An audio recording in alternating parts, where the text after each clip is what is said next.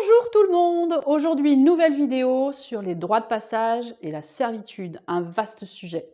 Mais avant ça, je vous envoie le jingle et je vous invite à vous inscrire à mes réseaux sociaux pour plus de trucs, de conseils et d'astuces.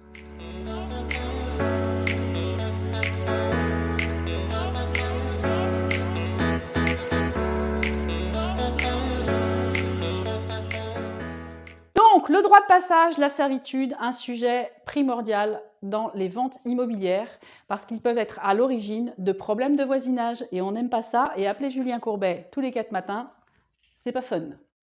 Nous allons voir ce qu'est un droit de passage, une servitude et qui en a la charge. Qu'est-ce qu'une servitude?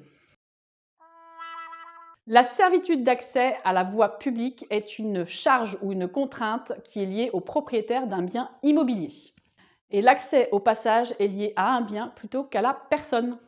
Il existe deux types de servitudes, les servitudes continues et les servitudes discontinues. Si je me lance dans le sujet, ça va durer de plombes, donc si vous avez des questions sur la discontinue et la continue, vous m'appelez, vous m'envoyez un message et je vous expliquerai tout, c'est promis.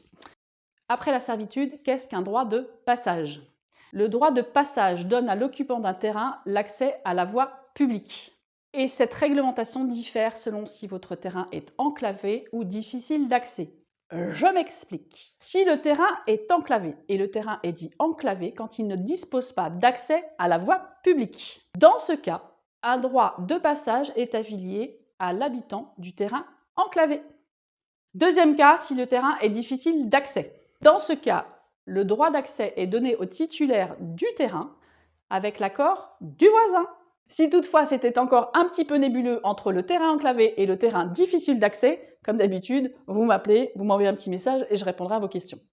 Je viens de vous expliquer la différence entre le droit de passage et la servitude. La question qui se pose maintenant, c'est qui a la charge de l'entretien de la servitude ou du droit de passage? Et la réponse, c'est celui qui a l'usage de la servitude qui a l'entretien. C'est assez facile. Mais vous pouvez également trouver un accord avec le voisin pour vous partager les coûts d'entretien. Et ça, c'est un accord entre voisins, en bonne et due forme. Une fois que vous êtes mis d'accord sur l'entretien avec votre voisin ou si vous le prenez à votre charge, pensez véritablement à prendre une assurance multirisque. Vous n'êtes pas à l'abri d'inondations, de dégâts des eaux ou même de feu.